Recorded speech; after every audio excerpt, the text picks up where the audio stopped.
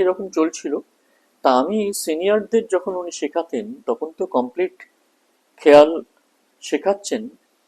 তো সেখানে স্লো আলাপ থেকে আরম্ভ করে স্পিডে তান সারগাম এসব হতো। আর তখন বয়স কম ছিল, তো স্পিড অ্যাট্রাক্ট করতো বেশি, যার ফলে আমার খুব ভাল লাগতো সেই সব সারগাম যে নোট কম্বিনেশন সেইগুলো শোনার পরে যখন বাড়িতে ফিরতাম। উনি থাকতেন ভবানীপুরে, তো রাস্তাতে আসার সময় ওইগুলো মনে করার চেষ্টা করতাম কি কি কম্বিনেশন হলো। এবারে বাড়িতে এসে আমি প্রথম কাজই আমার ছিল হারমোনিয়ামটা নিয়ে বসে পড়তাম আর চেষ্টা করতাম ওই কম্বিনেশনগুলো হারমোনিয়ামে বাজাবার। তো তখন তো হারমোনিয়াম তো বাজাতে পারতাম না, কিন্তু সেই জিনিসগুলো গলা দিয়ে তো একেবারেই বেরোবে না। যেহেতু হারমোনিয়ামে আহ, যদি অন্য পর্দায় হাত না পড়ে তাহলে ঠিক বাজবে, যদিও খুব স্লো তখন ছিল। তা আমি চেষ্টা করতাম ওই কম্বিনেশনগুলো আস্তে আস্তে করে বাজাবার চেষ্টা করার। এবারে করতে করতে আম, আমার হাতে এমনি একটা ফ্লেক্সিবিলিটি এসছিল, যেহেতু আমি সবসময় ওটা চেষ্টা করতাম।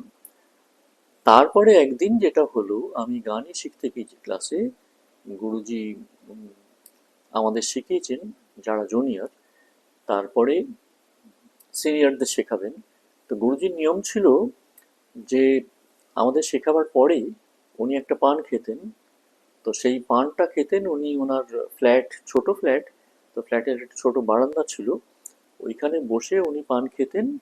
আর পান খাওয়া হয়ে গেলে বাথরুমে গিয়ে মুখ ধুয়ে উনি আবার বসতেন সিনিয়রদের শেখাতেন।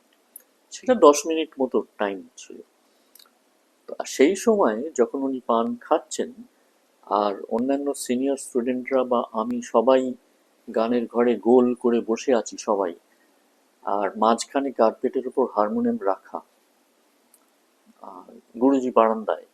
আর আমার সেদিনকে হঠাৎ কি ইচ্ছে হলো, আমি হারমোনিয়ামটা একটু এগিয়ে গিয়ে টেনে নিজের সামনে নিয়ে বাজাতে শুরু করেছি। আর যে যা বাজাচ্ছি, যেগুলো গুরুজি সিনিয়রদের শেখাতেন, যেগুলো আমি শুনেছি আগে, আর বাড়িতে এসে চেষ্টা করে করে একটা ন্যাচারাল ফ্লেক্সিবিলিটি তৈরি হয়েছে, রোজ করতাম তো, কিন্তু সেটা অর্গানাইজ ছিল না, সাজানো ছিল না। সেটা একটু খাপছাড়া টাইপের, কারণ তখন তো হারমোনিয়াম শেখেইনি কারোর কাছে, অগোছালো। কিন্তু স্পিডটা এসছিল হাতে, রোজ চেষ্টা করতাম। তো সেই রকম স্পিডে কিছু তানসারগাম বাজিয়েছি। তো সেই সময় একটু বাজাবার পরেই একজন সিনিয়র দাদা, যারা বড়রা শিখতো, আমাকে বলছে, এ কি, তুমি এটা কি করছো? তা আমি তখন বললাম, কেন, কি হয়েছে? তো বললো, সে কি, তুমি জানো না, এত বড় একজন গুরু, তার বাড়িতে আসছো, আর তুমি এইসব আদব কায়দা জানো না? তুমি না বলে যন্ত্রে হাত দিয়েছো কেন? তা আমি তখনও ঠিক অতটা বুঝতে পারিনি, কারণ সত্যিই তখন ওই আদব কায়দাগুলো আমি জানতাম না। তো তখন সে আমাকে বলছে, আচ্ছা তুমি দেখেছো আমরা কোনোদিন কোনো যন্ত্রে হাত দিয়েছি?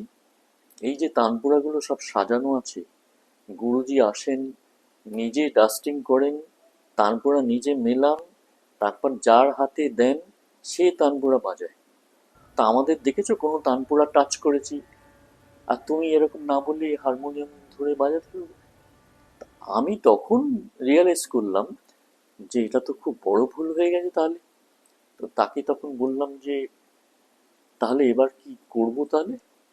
তো বললো, কি আর করবে, হারমোনিয়ামটা যেখানে ছিল ওখানে সরিয়ে রেখে দাও। তা আমি সরিয়ে রেখে দিয়েছি। তবে এটাও আমি লক্ষ্য করছিলাম যে আমি যখন বাজাচ্ছিলাম, গুরুজি বারান্দার থেকে আর চোখে মাঝে মাঝে দেখেছেন যে আমিই বাজাচ্ছি।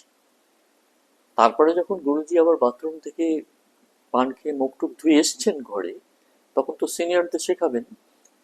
তো ঘরে এসে উনি দাঁড়িয়ে দাঁড়িয়েই বলছেন, হারমোনিয়াম কে বাজাচ্ছিল?